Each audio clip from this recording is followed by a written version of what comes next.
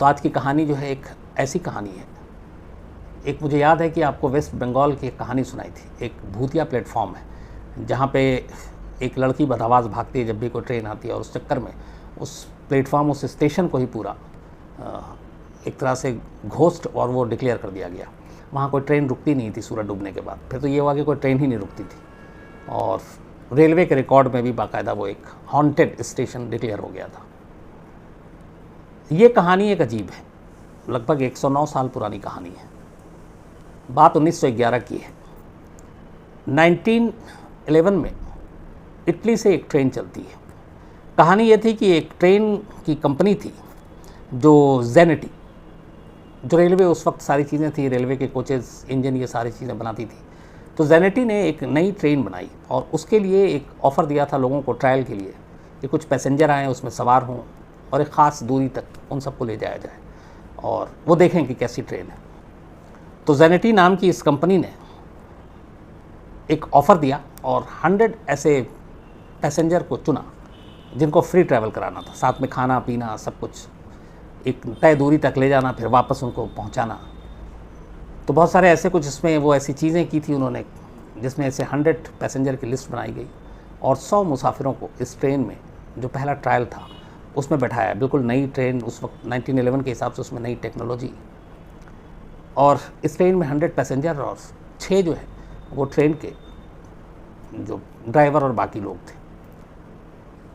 इस पूरी ट्रेन में 3 कोच थे और इस ट्रेन को एक तय जगह से तय जगह तक पहुंचनी थी।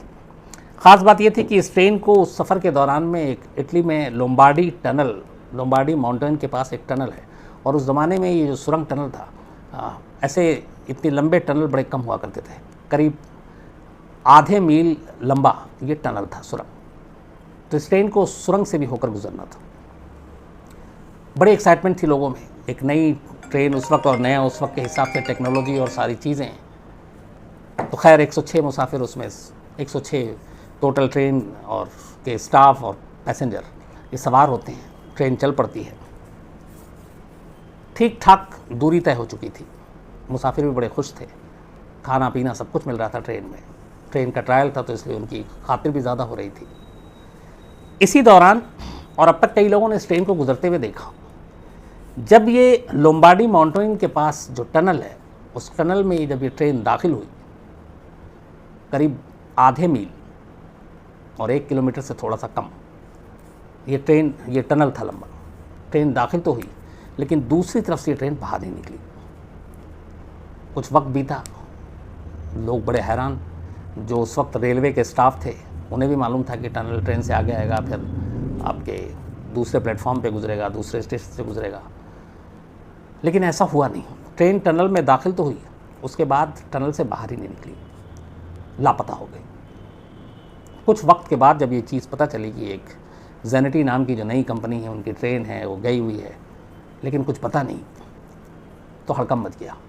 तलाश शुरू हुई। जिस रूट से ट्रेन गुजरी थी, जो उससे पहले के स्टेशन थे, तमाम उन सब से पूछताछ की गई। सिग्नल भी पता किया गया, सिग्नल मैन ने भी बताया, जो चश्मदीद थे उन्होंने भी देखा। पूरी इंक्वायरी, पूरी पूछताछ के दौरान आखिर में बात आकर ठहर गई कि आखिर में इस लोम्बार्डी माउंटेन के पास जो टनल है, वहाँ तक जाते हुए लोगों ने इस ट्रेन को देखा, लेकिन उस टनल से निकलते हुए किसी ने नहीं देखा। तो बात यहाँ पे आकर जांच रुकी कि मामला इस टनल के अंदर, सुरंग के अंदर का है। इसके बाद पूरी टीम गई, सुरंग के अंदर के चप्पे चप्पे को छान मारा कि क्या पता उस ट्रैक के साथ सुरंग के अंदर कुछ और चीज़ें हों, कोई ऐसी गुफा हो, कोई और चीज़ हो। लेकिन एक ट्रेन लंबी चौड़ी, 3-3 उसमें बोगी, 106 लोग सवार, ट्रेन का कोई सुराग नहीं मिला। पूरी तलाशी हो गई, पूरे ट्रैक जहाँ तक जाना था वो सारे रास्ते, हर चीज़ को छान मारा गया, ट्रेन नहीं मिला। धीरे धीरे वक्त बीता, इंक्वायरी कमीशन बैठी, पता करने की कोशिश की गई। अब बात कोई छोटी मोटी तो है नहीं, एक पूरी की पूरी ट्रेन गायब हो जाए तो ये अपने आप में हज़म होने वाली भी बात नहीं है। मीडिया में खबरें छपी, तलाश जारी थी, लेकिन कोई फ़ायदा नहीं हुआ। इसी बीच में हुआ ये अचानक कि कुछ लोगों ने ये कहा कि ये ट्रेन जो है इटली से निकलकर कहीं और पहुंच गई है। 2 शख्स जिन्होंने दावा किया बाद में, और ये दोनों शख्स थे मैक्सिको के, उन्होंने कहा कि हम इस ट्रेन में सवार थे जिसमें 100 पैसेंजर थे और 100 में लिस्ट में हमारा भी नाम था। और उन्होंने जो बयान दिया वो ये था इस हादसे के कुछ दिन के बाद कि जब ये ट्रेन टनल में दाखिल हो रही थी तब उन्हें अचानक एक ज़ोर की आवाज़ सुनाई थी और उसके बाद उन्हें सफ़ेद काला धुआं नज़र आया।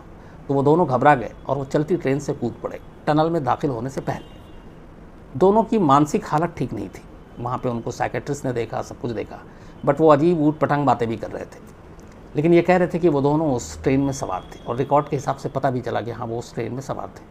लेकिन सिर्फ ये चीज़ें कि टनल से पहले एक अजीब चीज़ हुई, उसके बाद कुछ पता नहीं चला और दोनों कूद गए। छानबीन की गई लेकिन कोई ऐसा और चश्मदीद था नहीं जो बता सके। तो उन दोनों के इस बयान से इस ट्रेन को ढूंढने में कोई बहुत फ़ायदा नहीं हो पाया। इसी बीच में एक और चीज़ होती है, एक और दावा किया जाता है और इस बार ये दावा किया जाता है फिर मैक्सिको से। मैक्सिको की एक डॉक्टर थी।